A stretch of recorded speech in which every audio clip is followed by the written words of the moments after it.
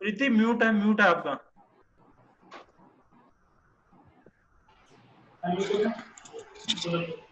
Hello everyone, I'm Preeti Kedia. We are here to organize a meeting from Jaipur Chartered Youth Club.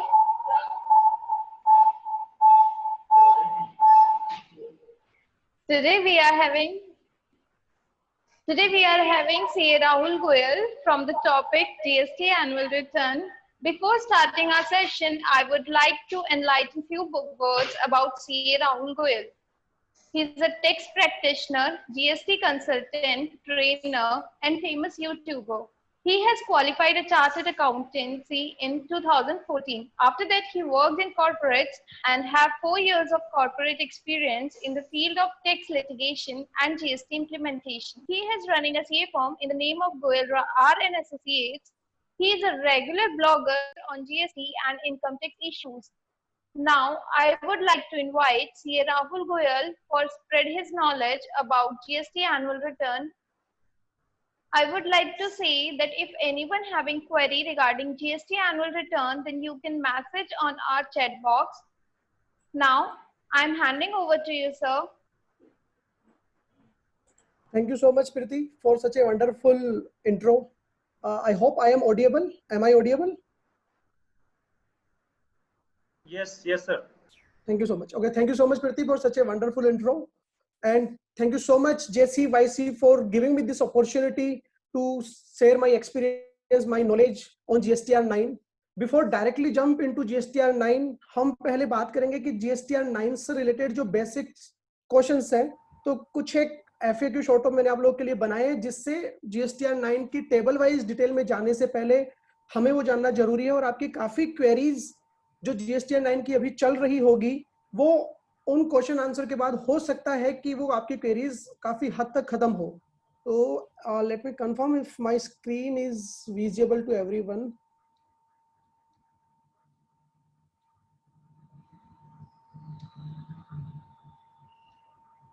Is my screen is visible? Welcome to Yukon World. Yes, sir. Yes, sir.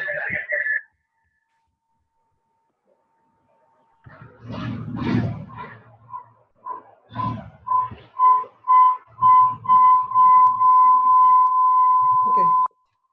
So सबसे पहली चीज कि GSTR 9 किसे भरने की जरूरत है।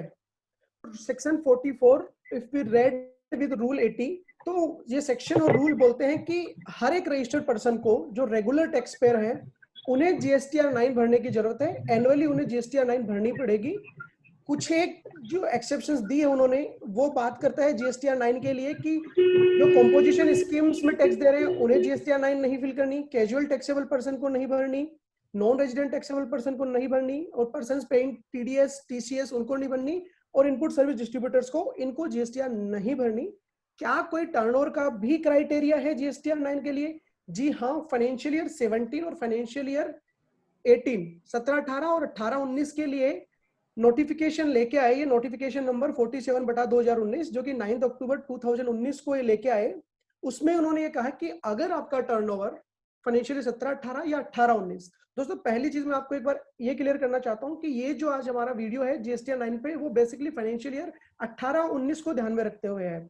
तो नोटिफिकेशन नंबर 47/2019 जो लेके आए, इसमें उन्होंने बोला कि अगर आपका टर्नओवर फाइनेंशियल ईयर 18-19 में 2 करोड़ से ज्यादा एक्सीड नहीं हो रहा है तो आपके लिए GSTR 9 फिल करना ऑप्शनल है। आप चाहो तो भर सकते हो और नहीं चाहो तो एक स्पेशल प्रोसीजर दी उन्होंने, और वो स्पेशल प्रोसीजर उन्होंने बताई सर्कुलर नंबर 124/43/2019। उस सर्कुलर में उन्होंने ये बोला कि अगर आपका टर्नओवर 2 करोड़ तक है और आप अपनी GSTR 9 नहीं भरते हो, तो वो ड्यू डेट तक अगर आप नहीं भरते हो तो डीम्ड टू बी फाइल मान ली जाएगी, और ड्यू डेट के बाद आपको सिस्टम अलाउ नहीं करेगा। ड्यू डेट के बाद सिस्टम आपको अलाउ नहीं करेगा। लेकिन अगर आप अभी सिस्टम पे जाओगे तो आप देख पाओगे कि जो GSTN पोर्टल है वो सर्कुलर को भी ओवरराइड कर रहा है। इवन ड्यू डेट निकलने के बाद भी हमें वो अलाउ कर रहा है रिटर्न फाइल करने के लिए, और वहां पे पेनल्टी भी चार्ज कर रहा है। तो ये थी GSTR 9 के बारे में कि किन किन को भरनी है। इसके बाद बात करते हैं कि और कितने तरीके की एनुअल रिटर्न हो सकती है। सबसे पहले हमने बात करी जीएसटीआर 9, ये उन लोगों को भरनी है जो जीएसटीआर 1 और 3 भी भर रहे हैं। जीएसटीआर 9A ये है कंपोजिशन डीलर्स के लिए। जीएसटीआर 9B ये है ई कॉमर्स ऑपरेटर्स के लिए, हालांकि अभी तक 9B आई नहीं है। और इसके साथ साथ जीएसटीआर 9C जो ऑडिट केसेस में एक तरह का रिकंसिलिएशन स्टेटमेंट है। इन पे हम डिटेल में डिस्कशन नहीं करेंगे, एज आज का हमारा जो टॉपिक है वो जीएसटीआर 9 पे है। अब बात करते हैं कि ड्यू डेट क्या है जीएसटीआर 9 की। तो अभी रिसेंटली 5 मई 2020 को नोटिफिकेशन नंबर 41/2020 के थ्रू इन्होंने फाइनेंशियल ईयर 18-19 की जो ड्यू डेट बढ़ा के कर दी है 30 सितंबर 2020। अब बात करते हैं कि ड्यू डेट की इंपॉर्टेंस क्यों है जीएसटीआर 9 के लिए। तो इसके दो रीजन है। पहला रीजन, एक तो पेनल्टी प्रोविजन, अगर आप ड्यू डेट के बाद भरते हो तो 200 रुपए पर डे आपके पेनल्टी लगने वाली है। 100 रुपीज सीजीएसटी, 100 रुपीज आईजीएसटी। उसके साथ साथ वो जो टोटल अमाउंट होगा पेनल्टी का वो 0.25% ऑफ आपके टर्नओवर से एक्सीड नहीं होगा। और दूसरा जो सबसे मेन रीजन, जो मुझे प्राइमरी रीजन लगता है ड्यू डेट इंपॉर्टेंट होने का, वो ये है कि सेक्शन 73 और सेक्शन 74। सेक्शन 73 बात करता है नॉन फ्रॉड केस है जिसमें आपने गलती से कोई आईटीसी लिया है या गलती से आपने यूटिलाइज कर लिया, कोई शॉर्ट पेमेंट है, कोई लायबिलिटी का आपने शॉर्ट पेमेंट किया है, उस केस में सेक्शन 73 में जो आपका असेसिंग ऑफिसर है वो आपको 3 साल तक ऑर्डर दे सकता है। और वो 3 साल कहां से काउंट करे जाएंगे, आपने जो आपकी एनुअल रिटर्न भरी है वहां से 3 साल काउंट करे जाएंगे। तो इसलिए एनुअल रिटर्न की ड्यू डेट इंपॉर्टेंट हो जाती है। इसके साथ में अगर आप फ्रॉड केस है जो कि 74 में फॉल करता है, उसका अगर ऑर्डर इश्यू करना है तो उसकी डेट, जो ड्यू डेट है वो है 5 साल from date of filing annual return. तो ये कुछ एक रीजन है जिनकी वजह से ड्यू डेट का रिलेवेंस काफी ज्यादा हो जाता है।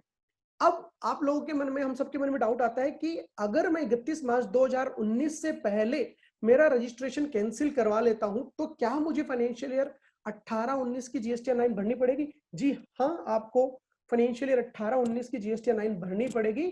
चाहे से आप एक दिन के लिए ही रेगुलरली रजिस्टर्ड हो, आपको भरनी पड़ेगी। और अगर 2 करोड़ से ऊपर आपका टर्नओवर है, चाहे उस एक दिन में ही हो गया हो, तो आपको मैंडेटरी है भरना, अदरवाइज आपके लिए ऑप्शनल है।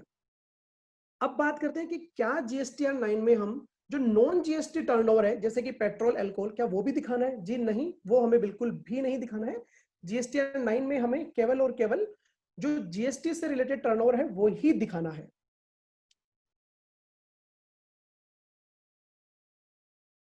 अब जो 8th क्वेश्चन है, इंपॉर्टेंट बात की, क्या हम जीएसटीआर 9 को अमेंड कर सकते हैं? जी नहीं, आप जीएसटीआर 9 एक बार आपने फाइल कर दी, दैट इज फाइनल, आप उसको अमेंड बिल्कुल भी नहीं कर सकते हैं। एक डाउट जो सबके मन में आता है कि अगर मैंने जीएसटीआर 1 या 3B में कुछ गलती कर दी तो मुझे जीएसटीआर 9 में क्या करना है? यहां मैं आपको एक बार रोकना चाहूंगा, इंटरप्ट करना चाहूंगा और आपको दो इंपॉर्टेंट चीज आपको ये बताना चाहूंगा कि हम लोगों के आज हम ये डिस्कस क्यों कर रहे हैं, क्योंकि अभी भी कहीं ना कहीं हम सबको एक कॉन्फिडेंस नहीं आया है जीएसटीआर 9 भरने में। उसके दो कारण ये है दोस्तों कि पहली चीज, हमें लगता है कि जीएसटीआर 1 और जीएसटीआर 3B का ही कंपाइलेशन है जीएसटीआर 9, कि उन्हीं का एक एक्सटेंडेड वर्जन है जीएसटीआर 9। अब दिक्कत यह है कि जीएसटीआर 1 और जीएसटीआर 3B में फाइनेंशियल ईयर 17-18 जो कि जीएसटी का इंसेप्शन ईयर था, उसमें हम लोगों ने सबने काफी गलतियां करी है। इवन उन गलतियों को कैरी फॉरवर्ड कर दिया हमने 18-19 में भी। तो मैं आप लोगों से ये पूछना चाहूंगा कि अगर मैंने जीएसटीआर 1 और 3B में, अगर आपको लगता है, हम सबको अगर लगता है कि जीएसटीआर जो 9 है वो 1 और 3B का एक कंपाइलेशन है, तो अगर मैंने जीएसटीआर 1 और 3B में गार्बेज डाल दिया, कचरा डाल दिया है, कुछ भी फिगर डाल दिया है, तो क्या मैं जीएसटीआर 9 में भी वही फिगर आगे ले जाऊं? जी नहीं, ये हम सब लोगों का एक गलत माइंडसेट है कि जीएसटीआर 1 और 3B का ही कंपाइलेशन है जीएसटीआर 9। जीएसटीआर 9 ऑल टुगेदर एक न्यू रिटर्न है जिसे हमें एक नए लेवल से फाइल करना है। हाँ, जीएसटीआर 1 और जीएसटीआर 3B हम उसमें यूज कर सकते हैं दोस्तों। दूसरी चीज जो इंपॉर्टेंट रखने की ये है कि आपको ये टारगेट रखना है जीएसटीआर 9 फाइल करते समय कि जीएसटीआर 9 में मेरा जो 18-19 का टर्नओवर है, 18-19 की लायबिलिटी है, वो करेक्ट रिपोर्ट हो जाए।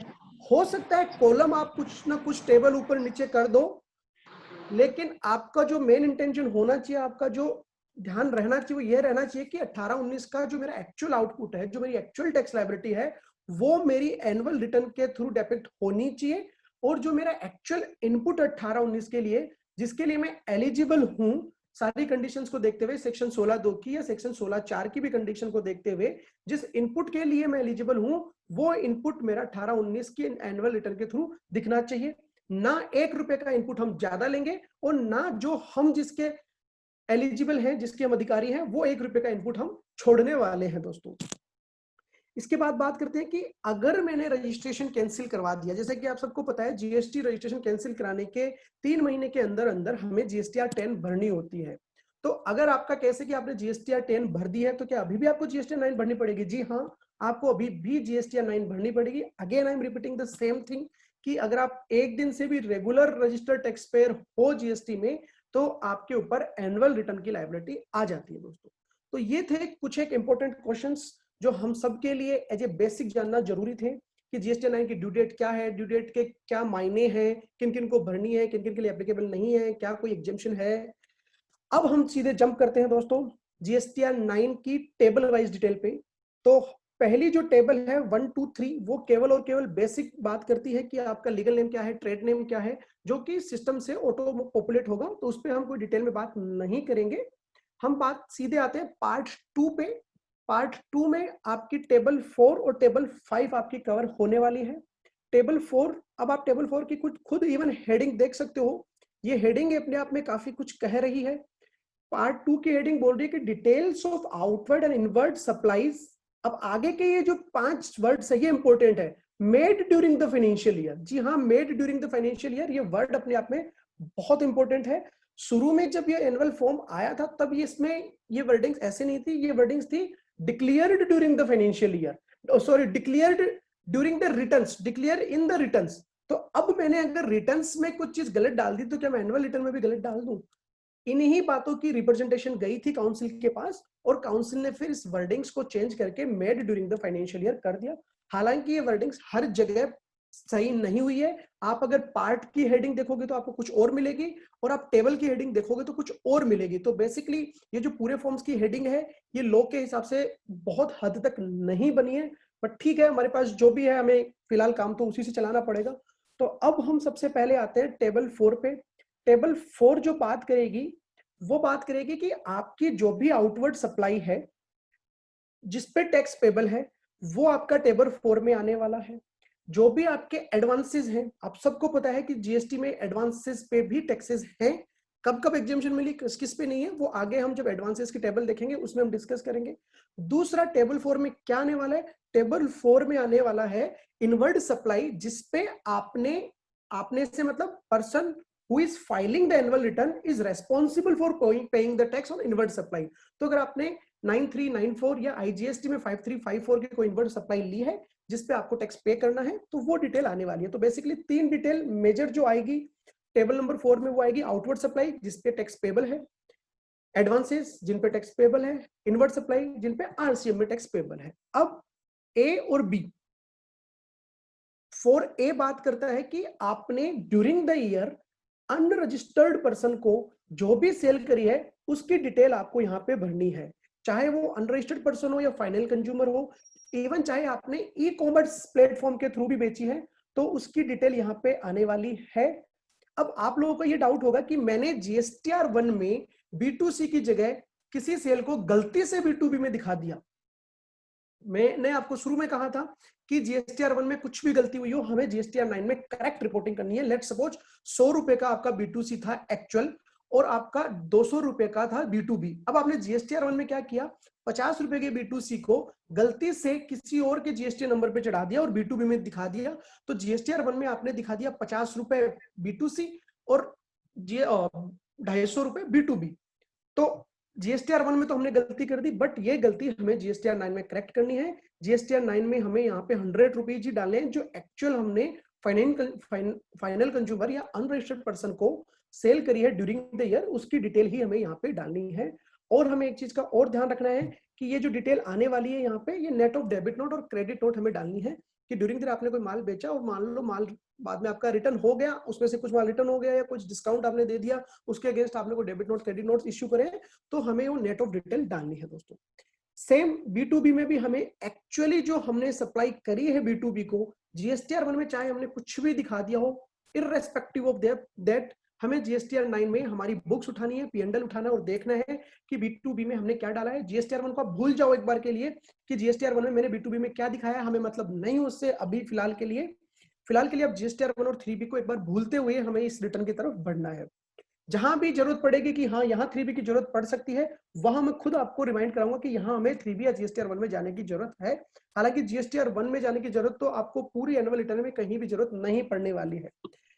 तो दोस्तों जीएसटीआर, ये जो हम B2B सप्लाई दिखा रहे हैं, इसके लिए भी एक नोटिफिकेशन इश्यू हुआ था, नोटिफिकेशन नंबर 56/2019। इस नोटिफिकेशन के तहत उन्होंने ये बोला कि जो B2B सप्लाई आप दिखाओगे वो आपको नेट ऑफ डेबिट नोट और क्रेडिट नोट दिखानी है।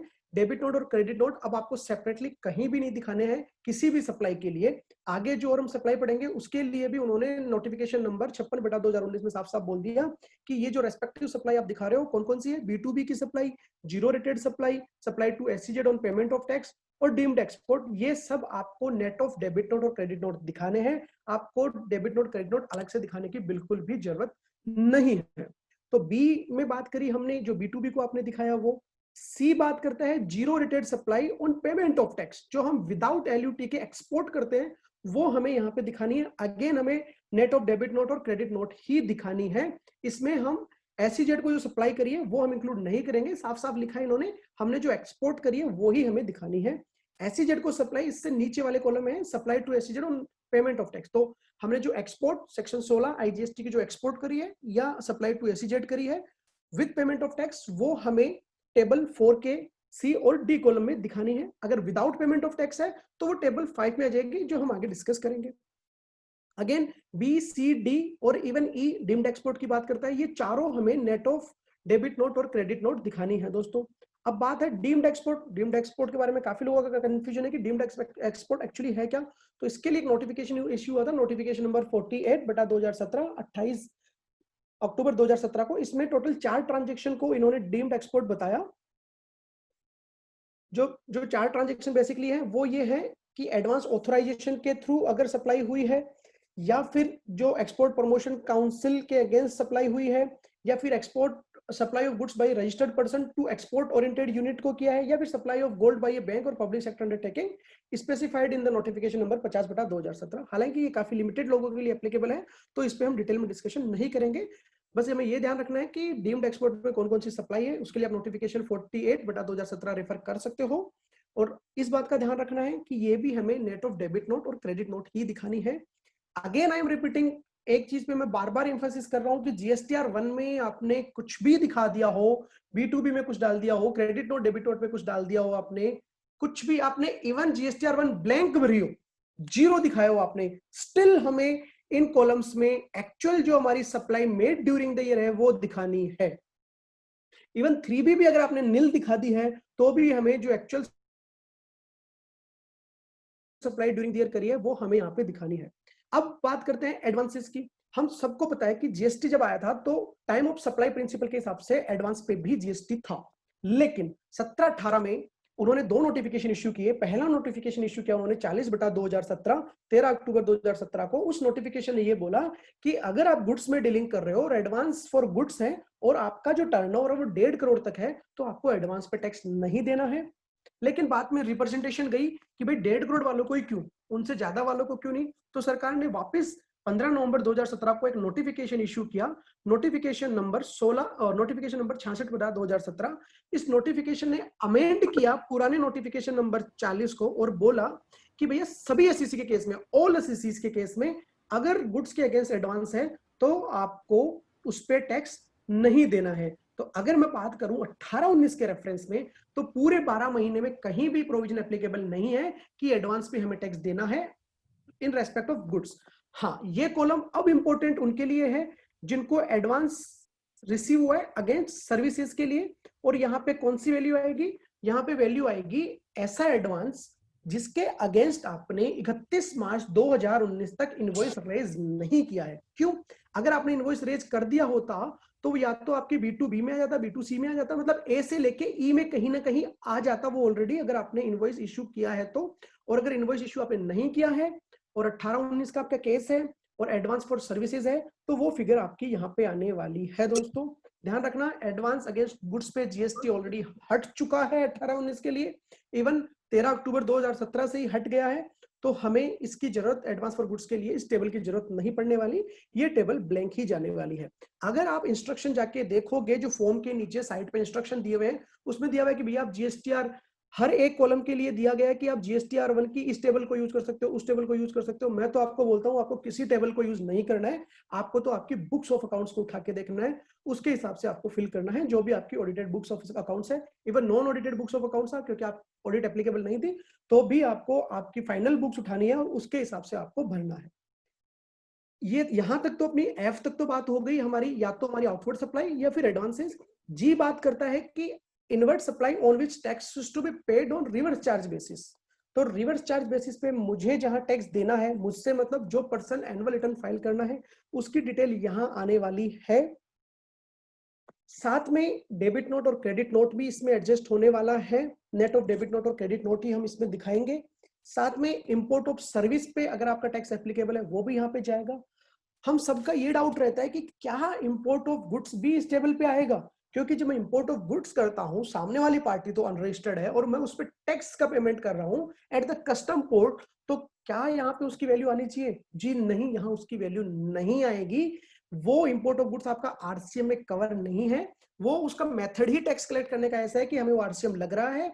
एक्चुअली वहां पे आईजीएसटी कैलकुलेट इसलिए किया जा रहा है ताकि कस्टम एक्ट के तहत अपन टैक्स का पेमेंट कर सके। तो इनवर्ट सप्लाई अगर इंपोर्ट ऑफ गुड्स की है जिसपे आप टैक्स पे कर रहे हो पोर्ट पे, उसकी डिटेल यहाँ नहीं आएगी। उसके अलावा आपकी जो भी आरसीएम से रिलेटेड सप्लाई है उसकी डिटेल यहाँ पे आ जाएगी दोस्तों। अब सब टोटल ए टू जी, ये जो 4H है ये किस चीज का सब टोटल करेगा? ये बेसिकली यहाँ से आपकी लायबिलिटी निकाल रहा है कि टैक्स पेबल आपका कितना होने वाला है, किस किस पे? आउटवर्ड सप्लाई पे जो कि टैक्स पेबल वाली है, एडवांसेस पे जो कि टैक्स पेबल वाले हैं और आपने इनवॉइसेस इश्यू नहीं किए हैं, और साथ में आपके जो आरसीएम एप्लीकेबल है वो डिटेल यहाँ पे आने वाली है। IJKL और इवन M, ये बात करते हैं कि आपने अभी जो ऊपर ट्रांजेक्शन हमने डिस्कस किए B से लेके E तक, उन ट्रांजेक्शन के अगेंस्ट आपने अगर कोई अमेंडमेंट फाइल किया है, अगर आपने कोई debit note credit note file किया है, उसकी डिटेल आपको यहाँ पे देनी है। बट अगेन नोटिफिकेशन नंबर 56/2019 के तहत ये बोल दिया गया है कि आपको अलग से डिटेल नहीं देनी है। हमें ऊपर जो रेस्पेक्टिव टेबल है 4B से लेके 4E तक, उसी में हमें नेट ऑफ कर देना है। तो जब उन्होंने रिलैक्सेशन दे दिया है तो हम क्यों उसको अलग से दिखाए? In my view it is always advisable कि हमें वहां पे नेट ऑफ ही दिखाना चाहिए, अदरवाइज हमें खुद को एक्स्ट्रा मेहनत करनी पड़ेगी इसके लिए। और बाई चांस अगर आपके पास बहुत ही करेक्ट डेटा अवेलेबल है then go for it, but अगर आपको डाउटफुल है कोई चीज तो डोंट गो फॉर इट। आपको 4B से लेके 4E में नेट ऑफ करके दिखाना है। अगेन यहाँ पे आपका, अब जब इसको हमने नेट ऑफ करके दिखा दिया है 4I से लेके M तक, तो जो N में टोटल आएगा वो H वाला ही टोटल आपके लिए आ जाएगा दोस्तों। अब इसमें एक हम डाउट डिस्कस करते हैं, जिससे ऑल्दो मेरे पूरे इस टॉपिक में वो डाउट आपको ऑलरेडी कवर हो गया, बट स्टिल एक बार फिर से डाउट डिस्कस करते हैं। डाउट ये है कि 17-18 की मेरी जो आउटवर्ड सप्लाई है वो है दोस्तों 10 लाख रुपए, जो एक्चुअल है एज पर बुक्स वो 10 लाख रुपए है मेरी आउटवर्ड सप्लाई। बट 17-18 की 3B में मैंने दिखाया है 8 लाख रुपए, 2 लाख मैंने लेस रिपोर्टिंग कर दी 17-18 की आउटवर्ड सप्लाई की इन 17-18 3B। अब मैंने क्या किया, उस 2 लाख को दिखा दिया 18-19 की GSTR 3B में, मैंने उस 2 लाख के अमाउंट को दिखा दिया। और 18-19 की जो खुद की एक्चुअल आउटवर्ड सप्लाई थी वो थी 15 लाख रुपए। ठीक है, तो 18-19 की अगर आप 3B देखोगे तो एक तो 2 लाख का अमाउंट आएगा और एक 15 लाख, तो टोटल जो आउटवर्ड सप्लाई आएगी वो आएगी 17 लाख रुपए। तो क्या अब मुझे क्या दिखाना चाहिए टेबल 4 में? टेबल 4 में बात करते हुए आ रहे थे कि ड्यूरिंग द ईयर हमने जो आउटवर्ड सप्लाई करी है उसकी डिटेल दिखानी है, तो क्या मुझे टेबल 4 में 17 लाख दिखाना चाहिए या 15 लाख दिखाना चाहिए? इसके काफी सॉल्यूशंस हो सकते हैं, बट जो बेस्ट सॉल्यूशन जाएगा दोस्तों वो बेस्ट सॉल्यूशन जाएगा सॉल्यूशन नंबर 3 की टेबल 4 में मुझे अभी भी 15 लाख ही दिखानी है। इसका मतलब 18-19 की जो एक्चुअल सप्लाई है मुझे वो ही टेबल 4 में कैरी फॉरवर्ड करनी है, 17-18 की मुझे नहीं दिखानी है।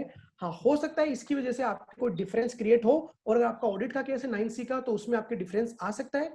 वहां पे हमें डिफरेंस से डरना नहीं है, उस डिफरेंस का एक नोट डाल देना है। अगर कोई नोट देखो 9C का नाम ही रिकंसिलिएशन है, तो रिकंसिलिएशन में डिफरेंस तो आ सकता है। हमें ये माइंडसेट नहीं रखना है जीएसटीआर 9 भरते समय कि यार मुझे जीएसटीआर 9 ऐसे भरनी है कि 9C में डिफरेंस ही नहीं आए। नहीं, अगर आप ऐसा माइंडसेट रख के चल रहे हो तो आप बहुत गलत कर रहे हो। आपसे काफी हद तक काफी गलतियां हो सकती है। 9C में कोई डिफरेंस आ रहा है तो लेट इट बी, इसे आने दीजिए, एक प्रॉपर नोट के साथ हम आगे बढ़ सकते हैं।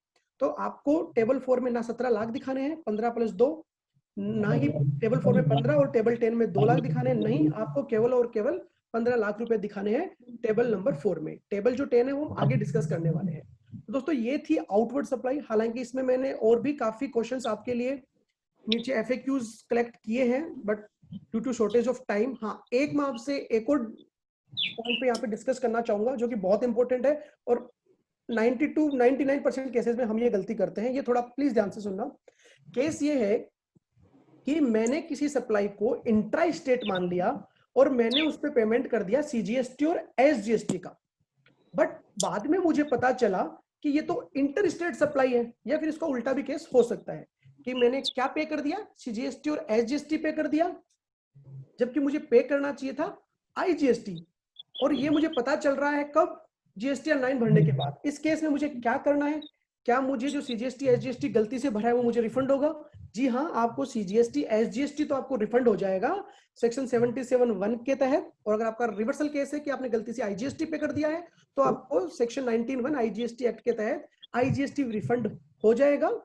और अब बात आती है कि क्या जो मेरी एक्चुअल टैक्स लायबिलिटी है, मैंने जो गलती से CGST SGST पे किया था और मुझे पे करना था IGST, तो अब जो मैं IGST एनुअल रिटर्न के थ्रू पे करूंगा या एनुअल रिटर्न के बाद मुझे पता चल रहा है, तो जब मैं IGST पे करूंगा, ऑडिट के टाइम में पे करूंगा, तो क्या मुझे उस पर इंटरेस्ट भी देना है? जी नहीं, आपको इंटरेस्ट बिल्कुल भी नहीं देना है। सेक्शन 77 और सेक्शन 19 में ये बिल्कुल क्लियर है, और इसका एक केस लो भी है, बहुत ही बढ़िया केस लो है। अगर आप ये केस लो पे जाओगे तो सेक्शन 77, सेक्शन 19, ये पूरा केस आपको बहुत ही अच्छे से डिस्कस क्लियर हो जाएगा। झारखंड हाई कोर्ट का केस है, in case of Shri Nanak ferro alloys private limited. एक रिट पिटीशन थी, दिसंबर 2019 में ये केस आया था, तो प्लीज रीड दिस ताकि आपको ये डिटेल क्लियर हो जाएगी।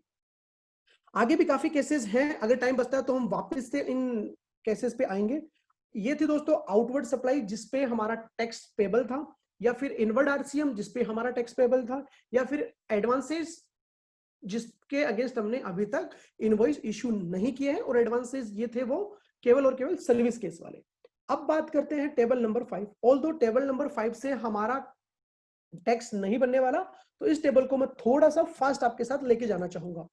यहाँ पे आती है आपकी zero rated supply without payment of tax, और 5B में आपकी आती है supply to SEZ without payment of tax. Again जो नोटिफिकेशन नंबर 56/2019 था उसने साफ साफ क्लियर कर दिया कि आपको नेट ऑफ डेबिट नोट और क्रेडिट नोट दिखानी है। तो यहाँ तो आपकी आ गई विद एल्यूटी वाली सप्लाईज 4A और फिर 4B में, और जो 5A और 5B में, और जो हमने अभी टेबल 4 पढ़ के आए थे उसमें आ गई थी हमारी विदाउट एल्यूटी वाली, क्योंकि वहां पे अपना टैक्स पेबल बन रहा था।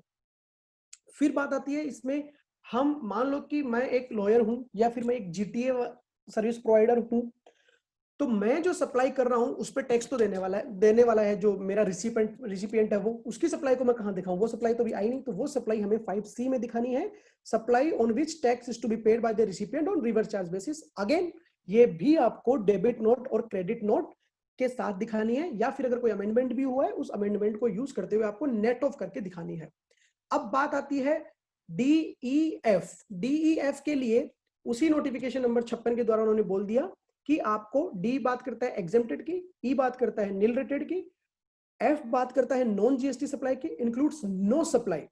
इस पे बात करेंगे हम, नो सप्लाई क्या है। तो इन्होंने बोला है कि इन तीनों को आपको अलग अलग दिखाने की जरूरत नहीं है, आप इनको एक साथ एग्जेम्प्ट वाले कॉलम में दिखा सकते हो, 5D कॉलम में दिखा सकते हो, और ये उन्होंने नोटिफिकेशन नंबर 56 के द्वारा बोला था। अब यहाँ पे जो डाउट आता है वो ये आता है कि includes no supply. No supply क्या है? तो दोस्तों नो सप्लाई के लिए मैं आपको लेके जाना चाहूंगा सेक्शन 7(2) पे। सेक्शन 7(2) जो बात करता है वो बोलता है कि एक तो जो शेड्यूल 3 में आपकी सप्लाई स्पेसिफाइड है वो आपकी नो सप्लाई में कवर होने वाली है। दूसरी, ऐसी कोई सप्लाई जिसमें सेंट्रल गवर्नमेंट या स्टेट गवर्नमेंट या कोई भी local authority as a public authority engaged है, वो सप्लाई आपकी नो सप्लाई मानी जाएगी। वो ना तो सप्लाई ऑफ गुड्स मानी जाएगी और ना ही सप्लाई ऑफ सर्विस मानी जाएगी। अब इसका जो 7(2) का B पॉइंट है जिसमें बोला है कि ऐसी कौन सी सर्विसेज है, ऐसी कौन सी सप्लाई जिसमें CG SG या local authority as a public authorities लगी हुई है, तो आपके लिए इसके लिए आपको दोस्तों जाना नोटिफिकेशन नंबर 14/2017, उसके साथ में आपको notification number 25/2019, please make a note of all these. और साथ में आपको एक सर्कुलर भी है, इस पे circular number 1/1/2017, again there is another circular number 21/21/2017। आप ये सर्कुलर नोट कीजिए और आप सर्कुलर को डिटेल में पढ़ सकते हैं। अगर इन सर्कुलर पे नोटिफिकेशन आपको कोई डाउट है तो प्लीज आप हमारे साथ शेयर कर सकते हैं, वो डिटेल में यहाँ पे हम बात नहीं कर सकते due to shortage of time. तो नो सप्लाई आई बिलीव आपको क्लियर हो गई होगी। बेसिकली इसमें वो आने वाली है शेड्यूल 3 की, neither supply of goods not supply of goods है, और 7.2 में जो कवर है वो। अब यहाँ पे आ जाएगा आपका ए से लेकर एफ तक का टोटल, मतलब ए से लेकर एफ तक के टोटल क्या बोल रहा है, वो ये बोल रहा है कि जो पर्सन ये एनुअल रिटर्न भर रहा है उसकी जो आउटवर्ड सप्लाई है जिसपे उसको टैक्स नहीं देना है, बेसिकली ये अमाउंट आ जाएगा।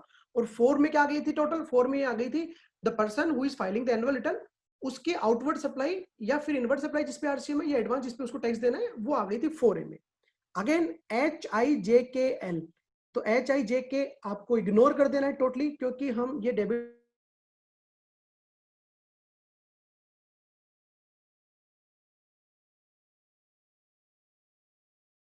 जरूरत नहीं है, अलग से मेहनत करने की जरूरत भी नहीं है दोस्तों।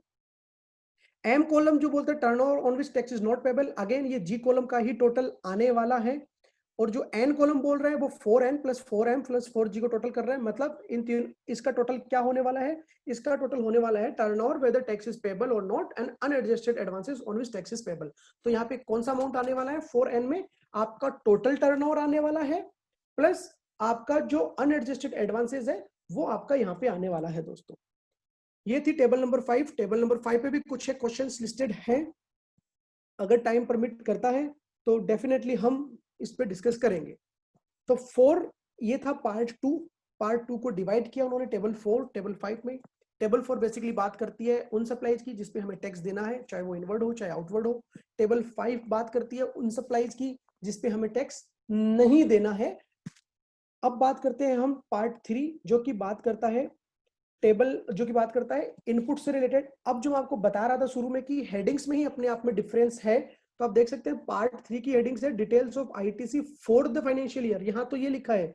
और यहाँ पे आप टेबल की हेडिंग में जाओगे, पार्ट की हेडिंग में तो लिखा है फॉर द फाइनेंशियल ईयर, और टेबल की हेडिंग में आप जाओगे तो यहाँ पे लिखा है availed during the financial year. तो ये जो फॉर्म है यही एक हेडिंग और टेबल हेडिंग ये एक दूसरे को कॉन्ट्राडिक्टरी कर रही है। तो चलते हैं हम इस पे। 6A में आपको कुछ नहीं करना है, ये ऑटो पॉपुलेटेड डिटेल होगी। जो भी आपने 3B में अमाउंट क्लेम किया है, अब चाहे 3B में आपने 17/18 का 18/19 में क्लेम कर लिया हो, तो भी 3B का ऑटो पॉपुलेट अमाउंट यहाँ आने वाला है। अभी तक आपने देखा कि हमने 3B या GSTR 1 से कुछ भी डेटा यूज नहीं किया है।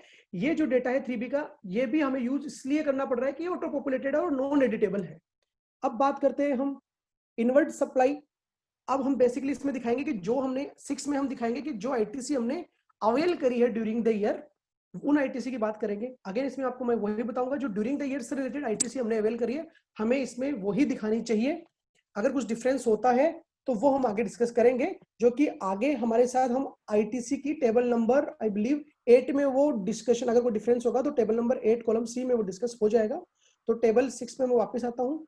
टेबल 6B में हमें दिखानी है आईटी, जो भी हमने इनवर्ड सप्लाई पे आईटीसी ली है, आरसीएम पे ली है, वो हम यहाँ से निकालनी है हमें, और इंपोर्ट्स पे जो हमने ली है वो आईटीसी हमें यहाँ पे निकालनी है।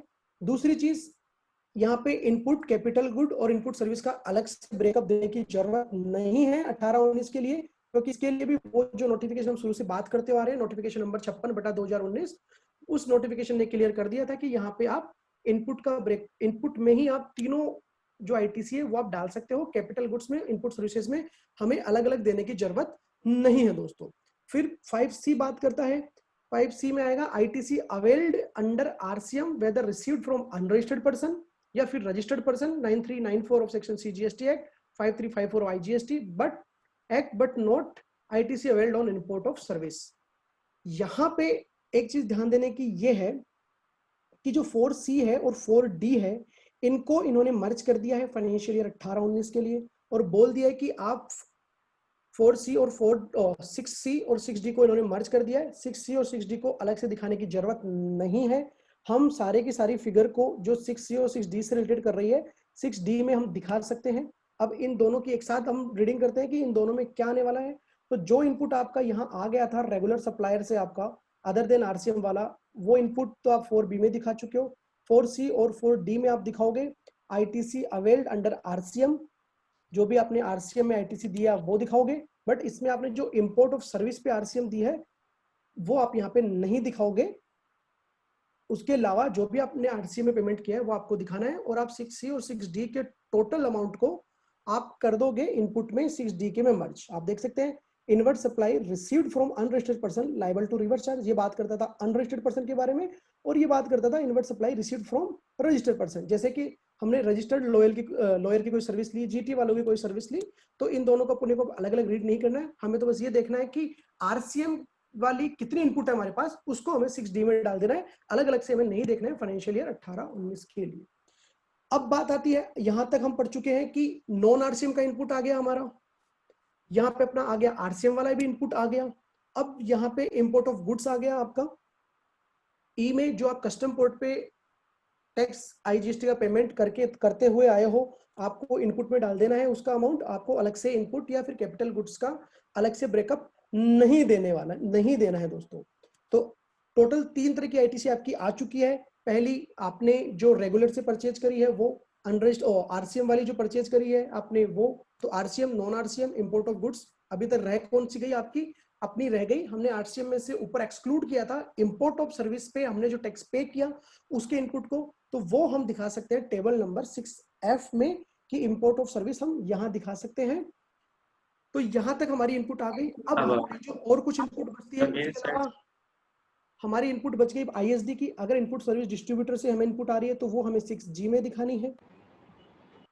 अब बात आती है, ये थोड़ा सा एक एरर भी लग सकता है फॉर्म में, आगे 8H में आप टेबल नंबर 8 में हम जब चलेंगे तो मैं आपको बताऊंगा कि फॉर्म में क्या एरर है। ये H जो बात कर रहा है वो उस आईटीसी की बात कर रहा है जो आपने पहले अवेल करी, फिर रिवर्स कर दी, फिर वापस ले ली। फॉर एग्जांपल 17-18 में कोई आईटीसी आपने ली, रिवर्स कर दी, रिवर्स क्यों कर दी, आपने 180 डे में पेमेंट नहीं किया था तो आपने रिवर्स कर दी, और 18-19 में आपने उस आईटीसी को वापस ले लिया।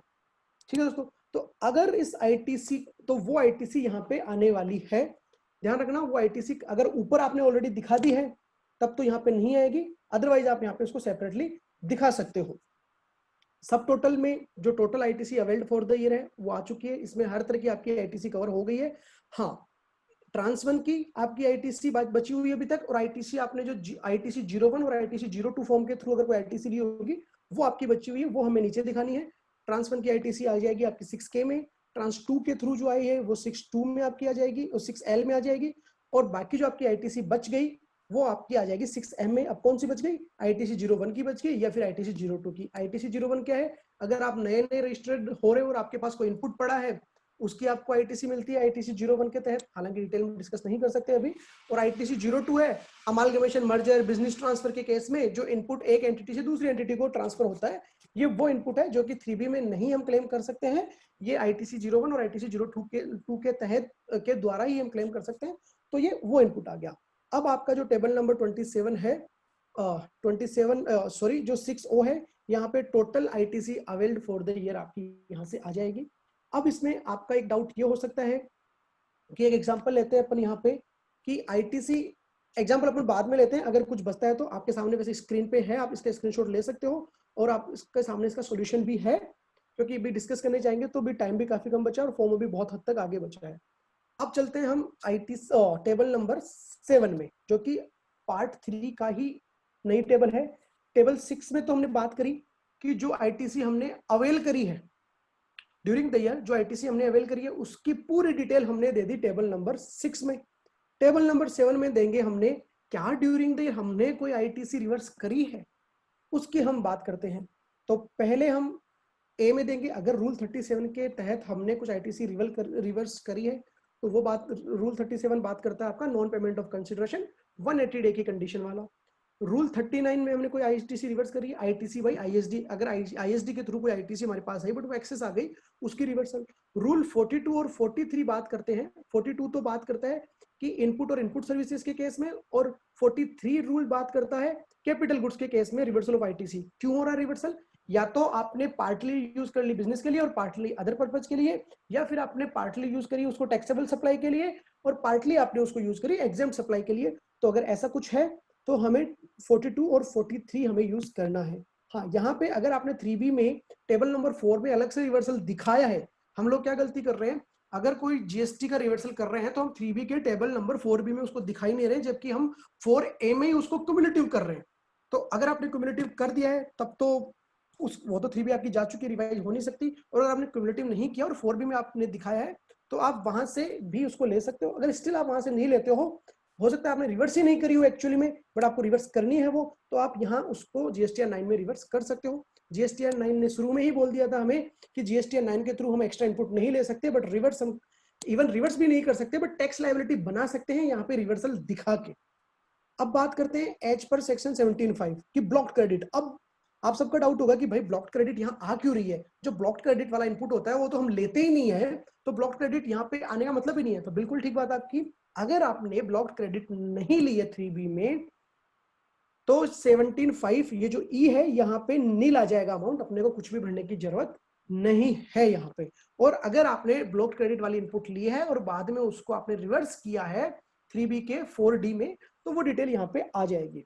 और अगर आपने वही 4D की बजाय आपने 4A के ITC अवेल्ड वाले में एडजस्ट कर दिया है तो यहाँ पे अलग से उसकी डिटेल नहीं आने वाली है दोस्तों। अब बात करते हैं यहाँ पे ट्रांस 1 और ट्रांस 2 का। अगर कोई रिवर्सल हुआ है आपका सब्सिक्वेंटली कि आपको लगा कि मैंने ज्यादा ले लिया इसका अमाउंट तो आपने रिवर्स किया है, या फिर कोई और ऑर्डर के तहत अगर आपका रिवर्सल है, तो खैर ऑर्डर के तहत अगर रिवर्सल है तो DRC 03 के थ्रू उसका पेमेंट होने वाला है। बट अगर आपको लगता है कि आपने ज्यादा इनपुट लिया है ट्रांस 1 या ट्रांस 2 के तहत तो आप उसको यहाँ रिवर्स कर दोगे। अब इन रिवर्सल के अलावा अगर कोई रिवर्सल बच जाता है तो वो रिवर्सल हम दिखाएंगे एच में। एच में बकायदा आप रीजन भी डाल सकते हो, ये एडिटेबल आप देख सकते हो, ये एडिटेबल है टोटली। अब बेसिकली बच क्या जाएंगे रीजन यहाँ पे, जनरली जो रीजन यहाँ पे बचेंगे वो ये बचेंगे कि आपकी कोई सप्लाई थी, अभी तो वो टैक्सेबल थी जब आपने इनपुट ली, पर बाद में एकदम से वो पूरी की पूरी एग्जेम्प्ट हो गई, पार्टली नहीं पूरी की पूरी। अगर पूरी की पूरी अगर पार्टली एग्जेम्प्ट होती है तब तो अपन उसको रूल 43 या 42 में कहीं ना कहीं कवर कर लेंगे, बट अगर पूरी एग्जेम्प्ट हो गई उसका में रिवर्सल करना है वो यहाँ आ जाएगा। या फिर अगर कोई कंपोजिशन डीलर है, अगर कोई रेगुलर डीलर है वो रेगुलर से कंपोजिशन में जा रहा है तो उसे ITC 03 के तहत अपनी ITC रिवर्स करनी है, तो वो ITC रिवर्सल की डिटेल यहाँ आ जाएगी दोस्तों।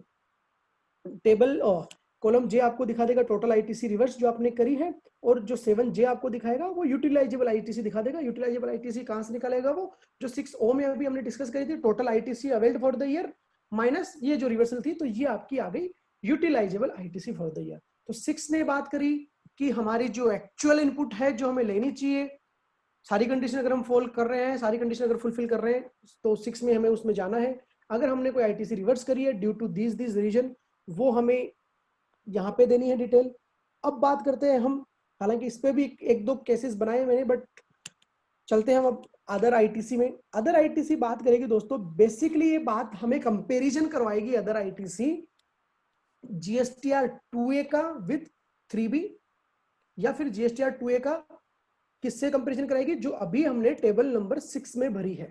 तो अब ITC एज पर 2A ये वैल्यू यहाँ पे ऑटो पॉपुलेटेड होने वाली है, इसमें आपको चेंज नहीं कर सकते हो। हाँ, एक इंपोर्टेंट चीज यहाँ पे ये है कि इसमें डेटा आपका आएगा 1 नवंबर 2019 तक। अगर आपके सप्लायर ने अपनी GSTR 1 भर दी है 18-19 की, तब तो GSTR 2A में डेटा आ जाएगा, बट उसने नहीं भरी है, बाद में भरी है, तो ये डेटा नहीं आएगा। अब आपको डाउट होगा कि यार अगर वो डेटा नहीं आया 2A में तो क्या मुझे उसका इनपुट मिल जाएगा? जी हाँ, आपको 18-19 के लिए उसका इनपुट मिल जाएगा। आपको एक PDF फाइल बना के जब 9C आप फाइल करोगे तो 9C के साथ आप उस PDF फाइल को अटैच कर देना, और जो भी आपका डिफरेंस है आप उस डिफरेंस को दिखा सकते हो। तो अभी 2A में क्या क्या अमाउंट, अब बात करते हैं कंपेरिजन के लिए दोनों बेस समान होने चाहिए। तो 2A में अमाउंट कौन कौन सा आता है? RCM का अमाउंट नहीं आता है, इंपोर्ट ऑफ गुड्स का अमाउंट नहीं आता है। तो इंपोर्ट ऑफ गुड्स RCM के अलावा बाकी जो 2A में आ रहा है वो अमाउंट यहाँ पे ऑटो पॉपुलेटेड होगा।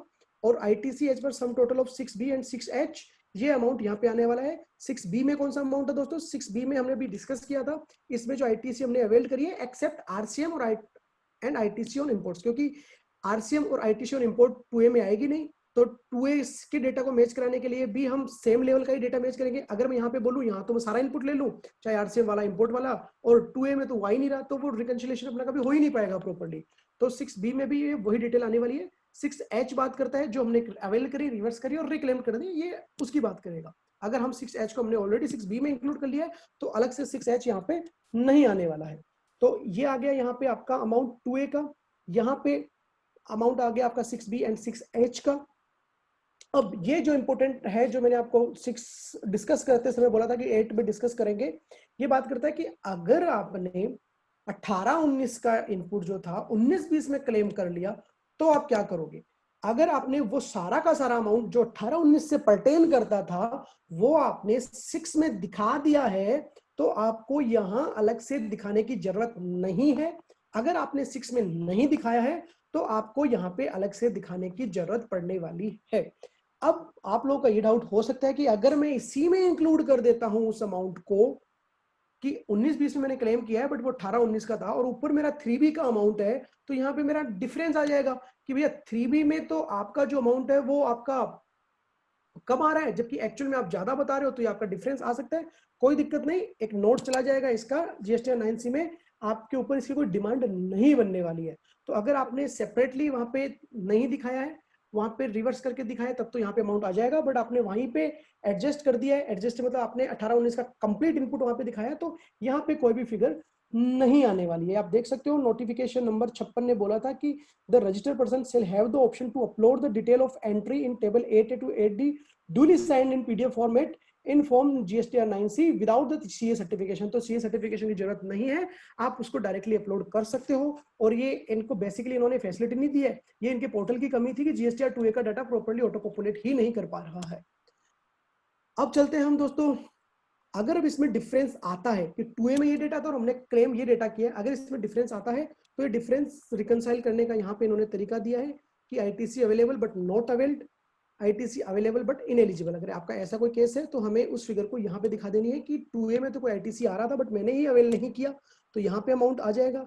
और दूसरा 2A में ITC आ रहा था बट मेरे लिए इनएलिजिबल था, जैसे कि सेक्शन 17(5) का, तो वो डिफरेंस आपका यहाँ खत्म हो जाएगा। बेसिकली ये जो डिफरेंस आएगा आपका 6D में, इन दोनों के सम अप से मैच हो जाना चाहिए आइडियली, बट नॉट नेसेसरीली कि मैच होगा ही नहीं। इसका एक और रीजन ये हो सकता है कि आपके जो सप्लायर ने है GSTR 1 फाइल ही 1 नवंबर 2019 की बात करिए तो भी आपका डिफरेंस रहने वाला है। तो अगर उसकी वजह से डिफरेंस है तो आपका कभी मैच ही नहीं हो पाएगा। अब बात करते हैं नेक्स्ट कॉलम की, तो जो नेक्स्ट रो बोलती है इंपोर्ट ऑफ गुड्स पे जो आपने IGST पे किया है, इनपुट लिया वो नहीं आएगा, जो आपने पे किया है वो आएगा। यहाँ पे आपका अमाउंट आ जाएगा, जो आपने इंपोर्ट पे IGST क्लेम किया है वो आ जाएगा, इसमें आपको अलग से भरने की जरूरत नहीं है, टेबल 6 जो डिस्कस करी थी उससे ऑटोमेटिकली आ जाएगा। आई क्या बात कर रहा है, G और H का डिफरेंस। G क्या है, जो हमने इंपोर्ट ऑफ गुड्स पे एक्चुअली में पे किया था, और H बात करता है जो हमने इनपुट क्लेम किया है। तो अगर अपने जो पे किया वही क्लेम कर लिया तब तो डिफरेंस आएगा नहीं, बट अगर कुछ वेरिएशन है तो यहाँ पे डेफिनेटली डिफरेंस आने वाला है। अगर लेट सपोज आपने पे किया 10 रुपए और इनपुट क्लेम कर लिया 11 रुपए का, तो 1 रुपए की आपके यहाँ पे डिमांड बन जाएगी। और लेट सपोज आपने 10 रुपए पे किया और 9 रुपए क्लेम किया तो 1 रुपए आपका अनक्लेम्ड हो गया। तो अगर आपको सेक्शन 16(4) परमिट करता है तो आप फिर भी इनपुट ले सकते हो, अगर परमिट नहीं करता है तो आप उसका इनपुट नहीं ले पाओगे। सेक्शन 16(2) अल्ट्रा वायरस है या नहीं है उसकी डिटेल डिस्कशन हम इस वीडियो में नहीं कर रहे हैं, तो एक बार के लिए तो हम यही मान के चलते हैं कि सेक्शन 16(4) के अकॉर्डिंगली हमें ये देखना है। अब बात करते हैं हम ITC available but not availed on import of goods. ये ऑटोमेटिकली यहाँ से आ जाएगा अपना अमाउंट, ऊपर से I से J में अमाउंट आ जाएगा। और total ITC to be left in current financial year, यहाँ पे आपका E, F और J जो भी हमने देखा, E में ITC available but not avail, ITC available but ineligible, और J ये आपका लैप्स होने वाला है अगर आपका टाइम पीरियड निकल गया है तो ये थी दोस्तों 6 में पढ़ी हमने जो ITC ली है उसका ब्रेकअप चला गया, 7 में चला गया जो ITC हमने रिवर्स करी है उसका ब्रेकअप आ गया, और 8 में हमारा अमाउंट चला गया other ITC related detail. Basically ये एक कंपैरिजन चला गया 2A का 3B से। अब एक एग्जांपल इसमें अगर हम लेना चाहें कि हमने 18-19 में एक्सेस ITC ले ली 50,000 की CGST, 50,000 की IGST, 1 लाख रुपए की, बट हमने ITC तो ली CGST SGST में एक्सेस, बट हमने रिवर्सल कर दी उसका IGST में, हमने रिवर्सल कर दिया IGST में, और हमने सेम ईयर में कर दिया 18-19 में CGST SGST में हमने गलती से ले लिया, और बट जब हमें पकड़ में आई ये चीज 18-19 में ही तो हमने रिवर्सल कर दिया उसका IGST, मतलब 2 बार हमने 2 अलग अलग गलती कर दी। अब हमें उसको कैसे दिखाना है उस ट्रांजेक्शन को, तो GSTR 9 जो हम भरेंगे 9 में तो हमें सीजीएसटी एसजीएसटी को ही रिवर्सल दिखाना है। जी हाँ, 9 में तो हमें रिवर्सल सीजीएसटी एसजीएसटी का ही दिखाना पड़ेगा। और आईजीएसटी की बात करें तो आईजीएसटी का जो रिवर्स हमने गलती से कर दिया वो हम फाइनेंशियल ईयर 19-20 की 3B में क्लेम कर सकते हैं सब्जेक्ट टू सेक्शन 16(4). बट हमें फाइनेंशियल ईयर 18-19 की जो जीएसटी 9 भरेंगे उसमें हमें केवल और केवल सीजीएसटी और एसजीएसटी रिवर्सल दिखाना है। अब बात करते हैं दोस्तों 9 टेबल 9 के बारे में। टेबल 9 बहुत डिटेल्ड नहीं है, ये बात करती है आपकी टैक्स पेड के बारे में। तो जो आपने पेड थ्रू कैश और पेड थ्रू आईटीसी किया है वो तो नॉन एडिटेबल है, बट जो टैक्स पेबल आपका बनता है आपके हिसाब से एक्चुअल टैक्स पेबल, ये एक बार तो 3B से उठ के आएगा, बट आप एडिट उसको कर सकते हो। तो आपके हिसाब से जो टैक्स पेबल बन के आ रहा है वो आप यहाँ दिखाना है। ये अमाउंट ऑटो पॉपुलेट हो रहा है। अगर कम टैक्स आपने पे किया है, यहाँ पे लेट सपोज आपके हिसाब से 200 रुपए बन रहा है, बट आपने पे किया है यहाँ पे 150 रुपए, तो 50 रुपए, या अगर आपको लगता है कि वो 50 रुपए आपने आगे के सालों में पे कर दिए तब तो आपका उसका एक रिकॉर्ड बना के रखना पड़ेगा। और अगर आपने एक्चुअली में पे नहीं किए आगे के साल 19-20 में तो आपको डीआरसी 03 के थ्रू उसका पेमेंट करना है। या फिर दूसरा तरीका ये कि आप डीआरसी 03 के थ्रू भी पेमेंट कर दो, चाहे आपने आगे के सालों में पेमेंट कर दिया हो, और आगे के साल का 19-20 का रिफंड क्लेम कर सकते हैं, बट आपके पास प्रॉपर सपोर्टिंग होना जरूरी है। अब बात करते हैं टेबल नंबर 10 से 13 की। 10 से 11 बात करता था अमेंडमेंट से रिलेटेड। तो अमेंडमेंट से रिलेटेड चीजें हम ऑलरेडी टेबल 4 में कवर कर चुके हैं कि टेबल 4 और टेबल 5 में हमें बाय डिफॉल्ट वो नेट ऑफ क्रेडिट नोट और अमेंडमेंट दिखानी है, तो इस टेबल का कोई रिलेवेंस नहीं रह जाएगा। अब बात करते हैं टेबल नंबर 12 और टेबल नंबर 13 की।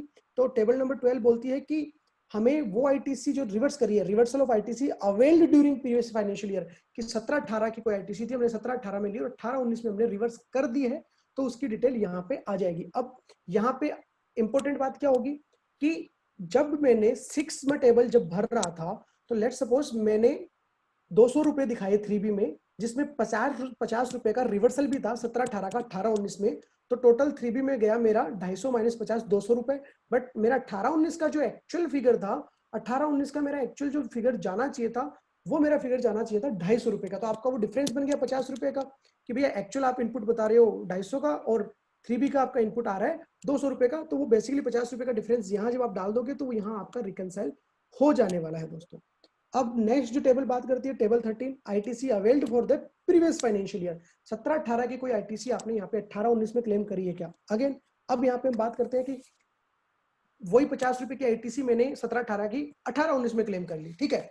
मेरी एक्चुअल जो आईटीसी थी 18-19 की वो थी 200 रुपए की, बट मैंने 50 रुपए की आईटीसी क्लेम करी 17-18 की भी, तो मेरी 3B में अमाउंट चला गया 250 रुपए।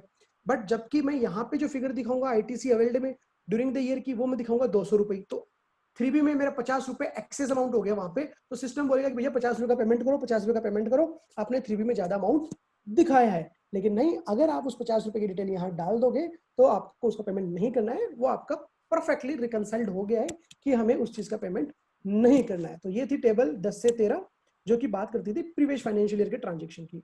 अब बात करते हैं टेबल नंबर 14 जो कि डिफरेंशियल टैक्स की बात कर रही है, कि जो टेबल नंबर 10 और 11 में हमने कुछ डिक्लेयर किया, उसकी वजह से अगर कोई डिफरेंशियल टैक्स आ रहा है, तो अभी जैसा कि हमने डिस्कस किया कि टेबल 10 और 11 में हम कुछ अलग से डिस्कस नहीं करने वाले हैं, अलग से कुछ नहीं दिखाने वाले हैं, तो टेबल 14 का रिलेवेंस नहीं रहा। फिर बात करते हैं टेबल नंबर 15 जो डिमांड और रिफंड की बात करती है, ये हमें नहीं भरनी है, ये ऑप्शनल है फाइनेंशियल 18-19 के लिए। अगेन 16 बात करती है कंपोजिशन डीलर से या गुड्स सेंट ऑन, या फिर अगर 43 वाली कोई सप्लाई है जो बात करती थी कि गुड्स सेंट, जो जॉब वर्क के केस की बात करती थी कि प्रिंसिपल के पास जो माल आता था उससे रिलेटेड, तो वो भी हमें नहीं फिल करनी है। 17-18 बात करती है एचएसएन से रिलेटेड डिटेल, ये भी हमें नहीं फिल करनी है, ऑप्शनल है हमारे लिए 18-19 के लिए। 19-20 के लिए जब डिस्कस करेंगे तो अब हम इनको डिटेल में डिस्कस कर लेंगे। अब बात आती है लेट फीस की। तो अगर आप जीएसटी 9 लेट फाइल कर रहे हो तो आपको ये लेट फीस यहाँ पे सिस्टम कैलकुलेट कर देगा और आपको यहाँ से आपको यहाँ से लेट फीस का पेमेंट करना पड़ेगा। उसके बाद we will be able to file the GSTR 9। तो आई बिलीव आपको चीजें क्लियर हुई होगी। अगर आपका कोई डाउट है तो आप चैट बॉक्स में हमारे साथ शेयर कर सकते हैं, हम वो आपके डाउट्स भी डिस्कस कर सकते हैं। हालांकि शॉर्टेज ऑफ टाइम था जिसकी वजह से सारी चीज डिटेल में तो डिस्कस नहीं हो पाई, but I think I tried my best. Still कोई डाउट है तो अगर हमारे मॉडरेटर अलाउ करते हैं, अभी टाइम बिल्कुल सर टाइम है अपने पास क्वेरीज भी आई हैं कुछ, आप चैट बॉक्स में देख सकते हैं, या फिर आप चाहे तो मैं बोल के बता दूं आपको। नितिन गुप्ता जी ने पूछा है, if petrol is not show in GST9 then how the turnover would be matched with the books of accounts in case of petrol pump dealer? हाँ, तो 9C में अपना डिफरेंस आएगा, तो 9C में जो डिफरेंस आएगा, GSTR 9 में तो हमें पेट्रोल नहीं दिखाना है, पहली चीज। GSTR 9C में अगर डिफरेंस आ रहा है तो वो 9C का नाम ही रिकंसिलेशन है सर। सर वो जो डिफरेंस आ रहा है, आई थिंक ये पूछना चाह रहे हैं, अगर पेट्रोल पंप डीलर है, पेट्रोल पंप का ओनर है, वो पेट्रोल सर मतलब उसका सर काम देखो, ही पेट्रोल बेचना है। अगर पेट्रोल का ही उसका काम है तो जीएसटी में वो रजिस्टर्ड ही नहीं होगा, पहली चीज तो। हाँ अगर फिर भी वो गलती से रजिस्टर्ड है जीएसटी में, तो जीएसटीआर 9 उनकी जाएगी नील की। परफेक्ट, जीएसटीआर 9 उनको भरने की भी जरूरत नहीं पड़ेगी, या फिर नील की वो जीएसटीआर 9 भर सकते हैं। और जो 9C वो बनाएंगे, इवन 9C भी उनके ऊपर एप्लीकेबल ही नहीं होने वाली है। अगर स्टिल आपको लगता है कि हम 9C कर देते हैं ताकि आगे कोई इश्यू नहीं है, तो वो जो रिकंसिलिएशन में डिफरेंस आएगा उसका प्रॉपर नोट चला जाएगा कि भैया ये जो डिफरेंस है वो ऐसी सप्लाई की वजह से है जो कि जीएसटी के प्रीव्यू से बाहर है। बट मेरे हिसाब से वो जीएसटी में रजिस्टर्ड ही नहीं होंगे, तो ये डिस्कशन ही वहां पे खत्म हो जाएगा। और अगर बाई चांस रजिस्टर्ड भी है तो I believe I have properly answered the question. हाँ, इसमें वो पूछ रहे हैं कि वो फ्यूल भी बेस्ड है, जो फ्यूल आते हैं ना पाउच हाँ, में अगर या उसमें जीएसटी एप्लीकेबल है तो डेफिनेटली उस केस में वो जीएसटीआर 9 में वो अमाउंट आ जाएगा। अगर उसमें जीएसटी एप्लीकेबल है तो बाकी जो डिफरेंस रहेगा, पहली चीज सर ये देखो कि हमें ये शुरू से ही ये माइंडसेट नहीं करना है कि मुझे एनुअल रिटर्न ऐसे भरनी है कि जीएसटी 9C में डिफरेंस नहीं है। अगर ऐसे करते हुए जाएंगे हम तो डेफिनेटली हमारी रिटर्न गलत हो सकती है। अगर जीएसटी 9C में डिफरेंस आ रहा है तो कोई बहुत बड़ा इश्यू नहीं है। अगर उसका प्रॉपर नोट हम दे सकते हैं तो कोई दिक्कत वाली बात है ही नहीं। अगर नोट दे रहे हैं इसका मतलब ये नहीं है कि हम ऑडिट को क्वालिफाई कर रहे हैं, हम जस्ट रिकंसिलिएशन का डिफरेंस बता रहे हैं, दैट्स इट। और किसी को अगर क्वेरी है तो चैट बॉक्स में डाल सकता है या फिर म्यूट करके पूछ सकता है। If anyone I have think आप any अपनी query। मेल आईडी शेयर कर सकते हो अभिषेक जी, इफ पॉसिबल, बाद में हाँ भी सर, अगर किसी की क्वेरी आती है तो। हाँ सर, मेल आईडी बता दीजिए आप चैट बॉक्स में, या तो आप खुद डाल दीजिए, मेरे को बता दीजिए, मैं डाल देता हूँ। goyal.ca Rahul GOYAL goyal.ca-rahul 2014 @gmail.com। 2014 If मैंने any शेयर कर query। दी है, हाँ चैट हाँ, बॉक्स में भी डाल दिया। अगर स्टिल अभी भी किसी को क्वेरी है तो हम डिस्कस कर सकते हैं, अगर बिल्कुल इफ यू अलाउ मी। बिल्कुल सर, आप कर सकते हैं, बिल्कुल कोई दिक्कत नहीं है अपने को। आई थिंक चैट बॉक्स में तो मुझे और कोई क्वेरी, क्वेरी नहीं आ रही है। ठीक है सर, तो आई थिंक दिस और is all from my side. Okay sir, तो थैंक यू सो मैं मच। प्रीति केडिया को वापस इनवाइट करना चाहूँगा for the vote of thanks for this wonderful session. Preeti Kedia. Thank you for your precious time. We are glad that you showered us with your knowledge. We hope that we get more opportunities to learn some more topics from you. Okay sir, thank you for the wonderful vote of thanks, Preeti. Thank you so much, thank you everyone. Thank you sir for the session. Very knowledgeable session था sir, बहुत काम आएगा हमारे clients के लिए, हमको सर्व करने के लिए सर। और ऐसे ही हम चाहेंगे कि आप भी और सेशन लेते रहें अच्छे नए नए टॉपिक्स के आई एम साथ। Always there, definitely okay 100%। Sir, okay sir, thank you. We are thanks to ending the the entire session. Audience. Okay, thank you. Thank you so much.